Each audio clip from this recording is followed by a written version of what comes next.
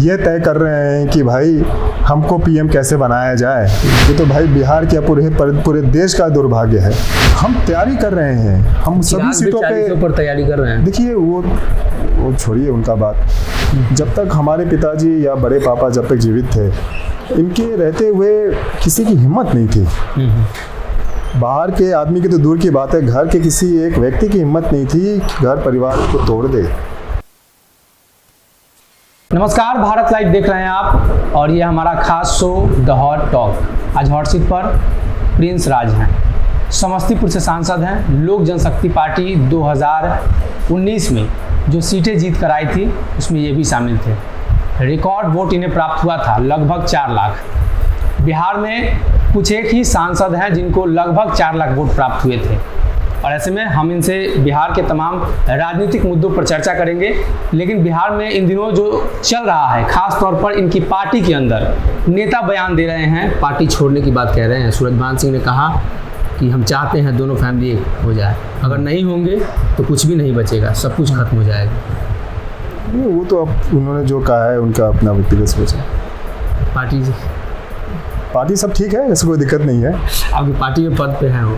नहीं, सब ठीक है, कोई दिक्कत नहीं। शुरुआत के समय में प्रिंस राज राजनीति में सक्रिय नहीं थे। रामविलास पासवान और तीनों भाई राजनीति में काफ़ी सक्रिय थे। आपकी दिलचस्पी थी राजनीति में? देखिए, क्योंकि पॉलिटिकल परिवार हम लोगों का है। हर दिन पॉलिटिक्स की बातें, हर दिन पॉलिटिकल फंक्शन प्रोग्राम देखना, पॉलिटिकल लोगों से मिलना, भीड़ हमेशा घर में देखते रहना, तो बचपन से तो ये चीज़ें आम थी। बचपन से हम लोग देखते आए। पापा कितना बिजी रहते थे, व्यस्त रहते थे लोगों के साथ, वो हम लोग देखते थे। हम पापा के ज़बरदस्ती पापा के साथ रहते थे लोगों के बीच में। तो ये बचपन से देखा, तो कुछ जब इसमें हम घुसे तो इसमें कुछ हमें नया ऐसा नहीं लगा। हाँ, पर जो तजुर्बा, जो आप फर्स्ट हैंड एक्सपीरियंस जिसे कहते हैं, जो आप पहले बार जब गए तो जब आपने खुद उस चीज़ों को देखा, समझा, परखा, तो वो अलग अनुभव रहा। लेकिन अच्छा था, पापा को देखते थे तो हमारा भी मन करता था कि जनता की सेवा में कभी हमें मौका मिले। बनना क्या चाहते थे? राजनेता ही? देखिए, बचपन से जैसे जैसे आप आगे बढ़े, पढ़ाई लिखाई आगे बढ़ी, काफ़ी लोग आपको प्रभावित करते हैं, इंस्पायर करते हैं हर चीज़ बनने के लिए। कभी हम आर्टिस्ट बनना चाहते थे, कभी म्यूजिशियन बनना चाहते थे, तो काफ़ी क्षेत्रों में हम अपने आप को आजमाने की कोशिश करते थे। फिर इंजीनियरिंग भी हमने ज्वाइन की, तो वो भी काफ़ी रहा कि नहीं, इंजीनियर होना चाहिए। हमें ऑटोमोबाइल का काफ़ी शौक़ था, तो उस तरफ हम गए। फिर मास्टर्स हमने बिज़नेस में किया। तो जीवन की पड़ाव में जैसे जैसे जिन लोगों के साथ हम जुड़े, या जहाँ जहाँ हमें मौका मिला जाने का, जहाँ जहाँ जिन लोगों ने हमें प्रभावित किया, तो कभी मन करता था ये बन जाए, कभी मन करता था वो बन जाए। पर अंतर्गत हुआ, जब रात को जब घर में आके जब पिताजी को देखते थे तो मन करता था कि भाई पिताजी के जैसा बने।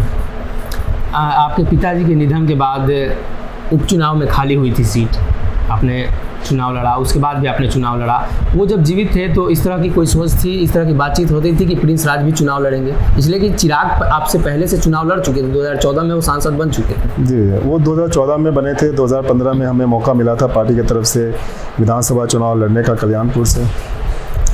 कभी हमारे पिताजी ने कभी इस तरीके का हम किसी बच्चों के ऊपर कभी भी दबाव नहीं डाला कि तुम्हें यही करना है, ऐसा ही बनना है। हमेशा उन्होंने हम सभी को स्वतंत्र छोड़ा कि आप पूरी पढ़ाई लिखाई करें, लेकिन पढ़ाई लिखाई पे जोर ज़रूर देते थे कि आप जो भी कुछ करो, लेकिन अपनी पढ़ाई लिखाई पूरी करने की बात करो, या साथ साथ में पढ़ाई लिखाई भी करो। तो कभी उन्होंने इस तरीके का कभी जोर नहीं दिया। लेकिन जब 2014 का जब लोकसभा का चुनाव आया, उसके पहले ही हमने अपनी मास्टर्स की पढ़ाई पूरी की थी, और उसके बाद जब हम पढ़ाई पूरी करके जब वापस आए तो 2013 से हम भी सक्रिय हो गए और पापा के साथ क्षेत्र जाने लगे, कैंपेनिंग करने लगे। और वहीं से लोगों का प्यार जब मिलने लग गया, जब समस्तीपुर में 2014 में पूरी तरीके से हमने कैंप किया, वहाँ का चुनावी कार्यालय हो वो हमने संभाला, कैंपेनिंग हो वो हमने संभाला, लोगों से बात करना, गांव-गांव जाना, दिन भर हम लोग घूमते थे, रात भर घूमते थे सभी लड़कों के साथ। तो जब वहाँ हमने शुरुआत की तो लोगों का काफ़ी प्यार मिला, और वहाँ से फिर ये निर्णय हुआ कि भाई हमें भी पॉलिटिक्स में आना चाहिए। पिताजी आपके 3 भाई थे, सबसे ज़्यादा आपको प्यार कौन करता था? देखिए ये कहना बड़ा मुश्किल है, क्योंकि हम लोग का परिवार ऐसा है कि हम लोग कभी भी चाचा नहीं बोलते हैं या ताऊ जी जैसे होता है बोलना, ये नहीं बोलते हैं। हम अगर तीनों भाई अगर एक जगह होते थे तो हम अपने पापा को छोटे पापा बोलते थे, मंझले पापा जो अभी केंद्रीय मंत्री हैं उन्हें मंझले पापा बोलते थे, और बड़े पापा को बड़े पापा ऑब्वियसली हम लोग ऐसे ऐसे करके बोलते थे। तो कभी भी हमने ये नहीं सोचा कि ये कौन है, ये क्या है, ऐसे नहीं है। अक्सर अपने को तरह रखा सबको। रामविलास पासवान परिवार के सदस्यों से काफ़ी प्यार करते थे, कितनी कमी खलती है? ये पूरी कमी खलती है। वो उनका प्यार करने का तरीका हर व्यक्ति का अलग होता है। उनका स्वभाव, जिस तरीके का व्यक्तित्व उनका था, ये ऐसा हमें नहीं लगता है आप जीवन में कोई ऐसा दूसरा आदमी बन पाएगा। वो जब एक मामूली से कार्यकर्ता को इतना प्यार दे देते थे तो परिवार के सदस्य की बात ही क्या हो। लेकिन दुख इस बात का है कि उनके अंतिम दिनों में उनका दर्शन नहीं हो पाया। जब वो अस्पताल में थे तो उनसे बात नहीं हो पाई। इस बात का खेद रहा। प्रयास काफ़ी हम लोगों ने किया, एक बार उनको जीवित हम लोग देख लेते, पर ये सब चीज़ें की कमी रही। कारण क्या रहा ये कमी? कारण जो रहा सो रहा, सब जानते हैं। परिवार के सदस्य के साथ साथ पार्टी भी आपकी टूटी, उस दरमियान आपको पता था, ये सब जानकारी थी आपको? देखिए बहुत चीज़ें हुई उस दरमियान। हमारे पिताजी के गुजरने के बाद बड़े पापा जिस तरीके से पूरे डिमोरलाइज हो गए, उनको बांध दिया गया एक तरीके से, वो कुछ कर नहीं पाते थे। और हमारे पिताजी ऐसे थे जो कि उनके साथ हमेशा खड़े रहते थे, रीढ़ की हड्डी की तरह खड़े रहते थे, उनके हर निर्णय में वो साथ रहते थे। और वहाँ से जो वो उनके हेल्थ को जो वो गिरना शुरू हुआ, और उनके गुजरने के बाद चीज़ें जो परिवार में देखने को मिली, जब तक हमारे पिताजी या बड़े पापा जब तक जीवित थे, इनके रहते हुए किसी की हिम्मत नहीं थी। बाहर के आदमी की तो दूर की बात है, घर के किसी एक व्यक्ति की हिम्मत नहीं थी कि घर परिवार को तोड़ दे। लेकिन जब ये गए तो कुछ लोगों की हिम्मत बढ़ी, हिम्मत ऐसी बढ़ी कि हदें पार थी। परिवार के सदस्य थे या बाहर के लोग थे? तो हर एक परिवार में नोकझोंक होता है, थोड़ी बहुत नोकझोंक होती है। हर परिवार में कुछ ना कुछ कहा सुनी होती है, ऐसे ही परिवार बढ़ता है आगे, प्यार ऐसे ही होता है। लेकिन जब सरहदें पार हो जाएं, जब मान सम्मान जब किसी का ना हो और चीज़ें जब हाथ से जब बाहर निकल जाती हैं, तब कहीं ना कहीं निर्णय लेना पड़ता है। चिराग की हठधर्मिता की चर्चा काफ़ी रही। पशुपति पारस ने भी कई बार जिक्र किया कि वो जो चाहते थे वही हो पार्टी में। वो राष्ट्रीय अध्यक्ष थे, आपको प्रदेश अध्यक्ष बनाया गया था। कैसा लगा था उस दरमियान? लगा था कि चिराग पासवान आपको सपोर्ट करेंगे आगे भी? नहीं, देखिए उस वक्त हमारा निर्णय नहीं था प्रदेश अध्यक्ष बनने का, ना ही हम उस वक्त प्रदेश अध्यक्ष बनना चाहते थे। हम चुनाव जीत के आए थे, हम अपनी जनता की सेवा करना चाहते थे। हमने कहा भी था कि भाई हमें मत बनाओ, क्योंकि नए नए चुन के आए हैं, हम ज़्यादा समय अपने क्षेत्र में देना चाहते हैं, प्रदेश में हम समय नहीं दे पाएंगे। लेकिन उनके पीछे हमें बनाने के पीछे कोई उनकी अपनी वजह थी। वो चाहते थे कि मैं बनूं और ज़बरदस्ती हमें बनाया गया था उस वक्त। और देखिए जब विचारधारा बदल जाती है तो लोगों की राह भी बदल जाती है। प्रधानमंत्री मोदी से आपकी मुलाकात पिछले दिनों हुई, कैसी बातचीत हुई आपकी? एक युवा के तौर पर प्रधानमंत्री को आप कैसे देखते हैं? देखिए बहुत अच्छी मुलाकात रही। उनसे मिलके सामने से मिलके बहुत अलग अनुभव मिलता है। टीवी पे देखना और सामने मिलना, जिस तरीके के वो व्यक्तित्व हैं, कुछ लोग विरोधी लोग कहते हैं ऐसे हैं वैसे हैं, लेकिन ऐसा कुछ नहीं है। जब वो मिलते हैं बहुत शालीनता से मिलते हैं। और हम लोग जब गए थे तो हम लोग अपने अध्यक्ष, राष्ट्रीय अध्यक्ष केंद्रीय मंत्री आदरणीय पशुपति कुमार पारस जी के नेतृत्व में पूरे जितने भी हमारे पार्टी के सांसद और एमएलसी साहब हैं, उनको सबको साथ में लेके गए थे। देखिए यही सोच की मैं बात कर रहा हूँ। जब हमारे राष्ट्रीय अध्यक्ष मेरे मंझले पापा जब गए मिलने के लिए, तो उन्होंने कहा कि मैं अकेले नहीं जाऊंगा, हम सबको लेके जाएंगे। चर्चा तो इस बात को सबको वहाँ लेके, सभी सांसद मतलब अविश्वास में हैं कि क्या होगा गठबंधन का। तो पशुपति पारस ने प्रधानमंत्री से मिला दिया था कि श्योर रहे 2 साल के लिए, 24 तक रहेंगे साथ में। ऐसी बात नहीं है। देखिए, प्रधानमंत्री जी जो हैं वो ज़रूरी नहीं है कि सांसदों से ही मिलते हैं, पार्टी के लोगों से ही मिलते हैं या मंत्री से ही मिलते हैं। वो किसी से भी मिल लेते हैं, वो आम जनता से भी मिलते हैं। उनसे मिलना कोई असंभव बात नहीं है। हाँ, समय होना चाहिए, प्रधानमंत्री हैं, व्यस्तता रहती है, लेकिन वो हर एक से मिलते हैं। हमारे पार्टी की सांसद वीना जी हैं, वो तो प्रधानमंत्री जी से पहले भी मिल के आई, उनका परिवार भी उनसे मिल के आया। तो इस तरीके से बाकी अन्य सांसद भी मिलते हैं, ऐसा कोई दिक्कत नहीं है। लेकिन एक परिवार के तौर पे जाना, आप समझिए, जब एक राष्ट्रीय अध्यक्ष जी जा रहे हैं, वो पार्टी के तमाम सांसदों को, एमएलसी को साथ में लेके गए, ये चीज़ कि भाई हम एज अ परिवार आपसे मिलने आए हैं, राष्ट्रीय लोक जनशक्ति परिवार आपसे मिलने आया है, आपका अभिनंदन करने के लिए आया है। मिलना होता तो अकेले जाके मिल लेते, अकेले भी बात कर लेते, हम अकेले जाके मिल सकते, हम अकेले बात कर लेते। लेकिन हर एक का स्वभाव होता है, हर एक का नेचर होता है, और हम सभी को मिलने के लिए गए। और इतना अच्छा प्रधानमंत्री जी को लगा, उनको इतना अच्छा लगा, उन्होंने कहा कि भाई हर कोई आके अकेले मिलके, अकेले फोटो खिंचा के अकेले चले जाता है, लेकिन आप सभी को लेके आए, ये बहुत बड़ी बात है, इसकी ये महानता आपकी दिखाता है। तो उनसे मिलके बहुत हम लोग तो काफ़ी प्रभावित हुए। 40 में 40 सीट पर भाजपा चुनाव लड़ेगी बिहार में। हाँ, देखिए, हम लोगों का टारगेट है कि इस बार जब 2024 में जब हमारे आदरणीय प्रधानमंत्री जब पुनः 2024 में जब प्रधानमंत्री बने, तो एक भारी बहुमत से प्रधानमंत्री बने, और जो परिणाम पिछले बिहार के लोकसभा में आया, उससे भी अच्छा परिणाम इस बार के लोकसभा। जितने सांसद हैं सभी लोगों को सीट मिल जाएगा ना?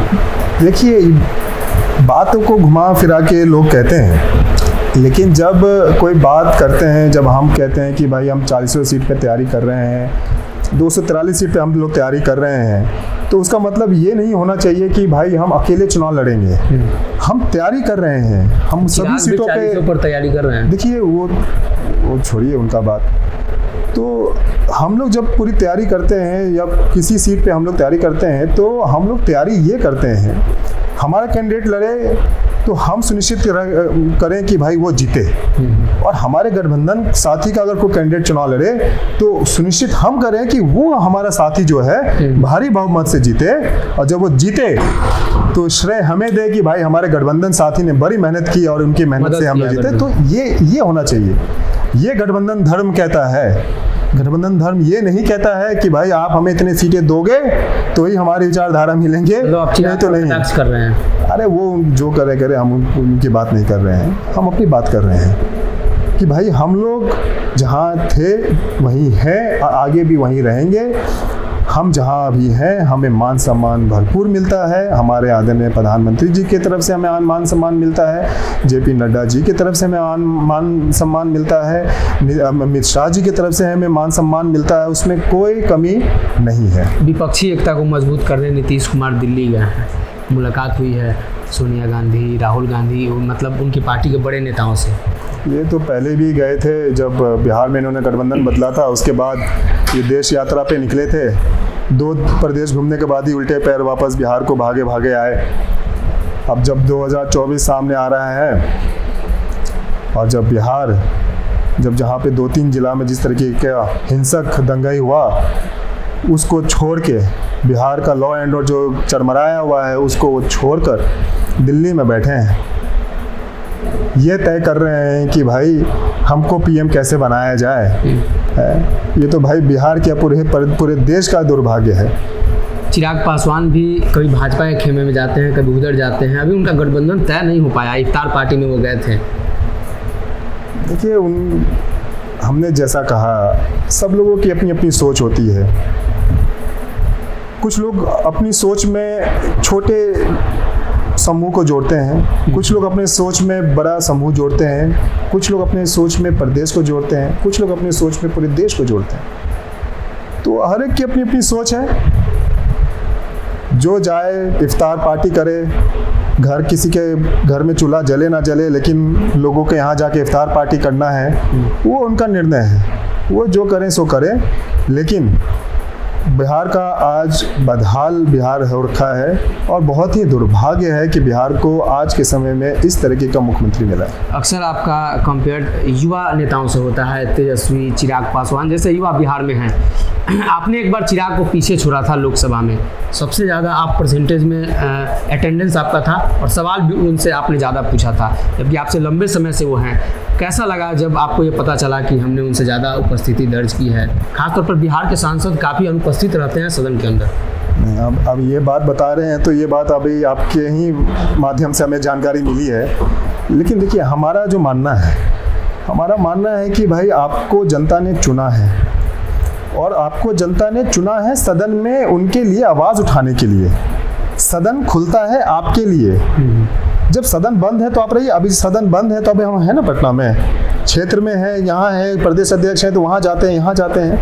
लेकिन जब सदन चलता है, क्योंकि सदन जब चलता है तो उसमें करोड़ों रुपए खर्च होते हैं, आपको वहाँ जनता के हित में सवाल उठाना चाहिए, जनता के हित में बात करना चाहिए। जनता के जब बजट सेशन होता है तो जनता के हित में बात होना चाहिए, ताकि बजट उस हिसाब से बने, लॉ उस हिसाब से बने, पॉलिसी उस हिसाब से बने, ताकि गरीब के गरीब, वंचित, शोषित जितने हैं सबके पास ज़रूरत की चीज़ें पहुँचे, सबके साथ ज़रूरत वाली चीज़ें हों। इसलिए सदन बना है। सदन में उपस्थित नहीं रहना ये आज तक हमें समझ में नहीं आया, जब जनता आपको भेजती है सदन में बैठने के लिए, इसलिए आपको जनता चुनती है। और अगर आपसे 1 महीने का या 2 हफ्ते का या 1 हफ्ते का आप समय निकाल के सदन में सवाल नहीं पूछ सकते हैं या वहाँ नहीं बैठ सकते हैं, तो ये दुर्भाग्य की बात है उस लोकसभा की जनता की। हाजीपुर सीट को लेकर क्या कहेंगे? काफ़ी चर्चा का विषय है। Ramvilas Paswan Guinness book of world record दर्ज किए थे, पशुपति पारस भी बहुत ज़्यादा वोट ला कर जीते थे।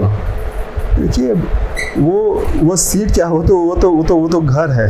हम लोग तो हाजीपुर को अपना घर मानते हैं।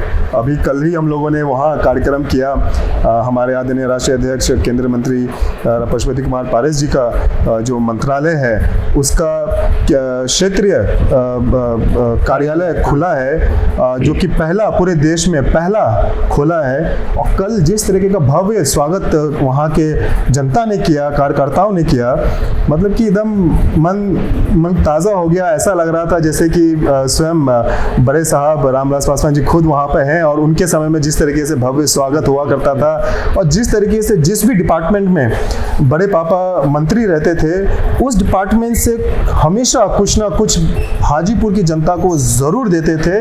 वही चीज़ हमने कल देखा और यूनिवर्सिटी बनाने की बात चल रही है। बिल्कुल, और बहुत खुशी हुई कि जिस तरीके से वहाँ पे खोला और लाखों किसानों को कल वो उसका उद्घाटन हुआ है और लाखों किसानों को आए दिन में आगे कुछ महीनों में, कुछ सालों में बहुत लाभ मिलेगा। वहाँ पे भीड़ काफ़ी जुटती है चिराग की सभाओं में। कहा जाता है कि चिराग पासवान का वोटर एग्रेसिव है। अभी मोकामा में हाल ही में काफ़ी संख्या में ड्रोन से चिराग पासवान ने तस्वीरें ली, साझा किया। देखिए उस पर क्या करते हैं नहीं करते हैं उस पर हम इतना बोलना नहीं चाहेंगे, लेकिन जब उपचुनाव हुए, एक तारापुर में था उनकी लोकसभा का क्षेत्र विधानसभा और एक कुशेश्वर स्थान जो कि मेरे लोकसभा का विधानसभा, उसमें उनके विधानसभा का जो कैंडिडेट था उनका जमानत जब्त हो गया था। तो भाजपा से अलग होकर उनकी शक्ति को आप कितना आंकते हैं? अरे हमको किसी का शक्ति आंकना वाकना हमको नहीं है, ठीक है। हमको हम विचारधारा देखते हैं, हम किसी का शक्ति नहीं देखते हैं भाई। वो क्या कितना ताकतवर है नहीं है, जो ताकतवर है उसका विचार ही ठीक नहीं है, उसका क्या करिएगा। लेकिन जो गरीब है उसका विचार बहुत अच्छा है, उसको हम सीने से लगाएंगे। आपने चर्चा की आरक्षण वाली बात कि चिराग पासवान ने एक बयान दिया था, बिल्कुल, कि जो संपन्न दलित है आरक्षण छोड़ देनी चाहिए। सोचिए किस तरह की विचारधारा है उनकी। 2016 में उन्होंने बयान दिया था। उसके बाद हम पार्टी के छात्र विंग के राष्ट्रीय अध्यक्ष थे और हम सभी छात्रावास जाके जब घूमते थे तो हमें इस सवाल का सामना हमें करना पड़ता था कि आपके बड़े भाई ने इस तरह का बयान दिया है कि जो सक्षम दलित हैं उनको आरक्षण छोड़ देना चाहिए। तो आपको कैसा लगेगा है? आप जिस आरक्षण से आप आए हैं, जिस आरक्षण का लाभ आप उठा रहे हैं, आप दूसरे को कैसे सलाह दे रहे हैं? तो ये देखिए विचारधारा, जो हम हमेशा कहते हैं विचारधारा की बात होती है। जब किसी का विचार बदल जाता है, विचारधारा बदल जाती है, तो वे अपने अपने रास्ते चल लेते हैं। प्रिंस जी, एक अंतिम सवाल रहेगा, आपने उस पर जवाब नहीं दिया था। सूरजभान सिंह ने कहा कि हम पार्टी छोड़ रहे हैं, हम पार्टी में नहीं हैं। कई अन्य तरह के उन्होंने बयान दिया है, वरिष्ठ नेता हैं, रामविलास पासवान के साथ लंबे समय से रहे हैं। आप उनके बयान को कैसे देखते हैं? देखिए हम पत्रकार से हम आग्रह करेंगे कि जब कोई बुज़ुर्ग हो जाए तो उनको ज़्यादा तंग नहीं करना चाहिए। देखिए, उन्होंने वो 2 साथी खोया है जिनके साथ उन्होंने अपना शायद राजनीतिक जीवन शुरू किया था, हमारे पिताजी और बड़े पापा। उन्होंने बहुत चीज़ें देखी हैं और कोई पत्रकार वहाँ जाके उनसे बार बार किसी टॉपिक पे, किसी बात पे बार बार उनसे पूछा जाए तो स्वाभाविक बात है कोई भी आदमी आके गुस्से में कुछ भी कहेगा। लेकिन हम मान सम्मान है, हमारे पार्टी के सबसे वरिष्ठ नेता हैं, स्थापना काल से हमारे साथ जुड़े हैं और उनके लिए हमेशा मान सम्मान रहेगा। पार्टी के साथ हैं, वो पार्टी के साथ रहेंगे और जो उनका दिशा निर्देश और जो उनका आदेश रहता है वो तो हमको अपने बेटा की तरह मानते हैं। हम तो उनको हम तो आप मानते हैं कि वो है अभी पार्टी में है, इसमें कोई दो राय नहीं है। देखिए, चिराग पासवान और पशुपति पारस दोनों दलों के बीच में या दोनों परिवार के बीच में जो बातचीत थी और ख़ास तौर पर सूरजभान सिंह ने जो बयान दिया उनका भी इन्होंने स्पष्ट किया है कि उन्हें हम लोग अपने गार्जियन के तौर पर देखते हैं, लंबे समय से पार्टी में हैं, पार्टी के संस्थापक सदस्यों में से हैं, तो ऐसे में उनके बयानों को लेकर ज़्यादा तूल देने की ज़रूरत नहीं है। वहीं बिहार में जो गठबंधन की बात चल रही है, खासतौर पर नीतीश कुमार दिल्ली गए हैं, उस मुद्दे को लेकर भी उन्होंने स्पष्ट किया है। अगर ये वीडियो पसंद आई और वह बिहार के राजनीति और बिहारियत से सरोकार रखेनी तो सब्सक्राइब बटन दबा के चैनल के सब्सक्राइब कर ली। ओजे एगो घंटी बा, ओकरा बटन दबा देला से कुल सटीक और मारक खबर रुआ मुफ्त में मिल जाई। अगर रुआ पत्रकारिता के हमनी के नया प्रयोग में सहयोग कर चाहतानी तो ज्वाइन बटन दबा दी। पेटीएम नंबर नोट कर ली 9386816700। धन्यवाद।